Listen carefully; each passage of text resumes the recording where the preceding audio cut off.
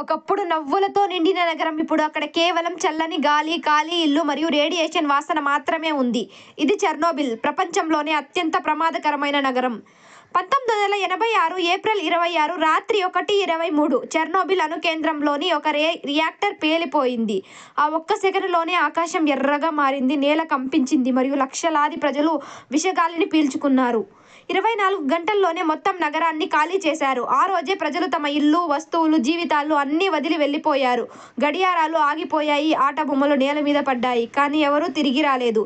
ఇప్పుడు అక్కడ గాలి కూడా రేడియేషన్తో నిండిపోయింది. పక్షులు పాడవు, మనుషులు ఉండరు, కానీ చెట్లు, జంతువులు మాత్రం మ్యుటేషన్ అవుతూ బతుకుతున్నాయి. చెర్నోబిల్ మనిషికి ఇచ్చిన గొప్ప పాఠం. ప్రకృతితో ఆటలాడితే అది తిరిగి ప్రతీకారం తీసుకుంటుంది. ఈ నగరం ఇప్పుడు ఒక మ్యూజియం కాదు, అది మానవ అహంకారానికి సాక్ష్యం. మీరు చెర్నోబిల్లో అడుగు పెట్టడానికి ధైర్యం చేస్తారా? కమెంట్స్లో చెప్పండి. ఇలాంటి భయంకరమైన నిజాలు తెలుసుకోవాలంటే సబ్స్క్రైబ్ చేయండి. Bye bye.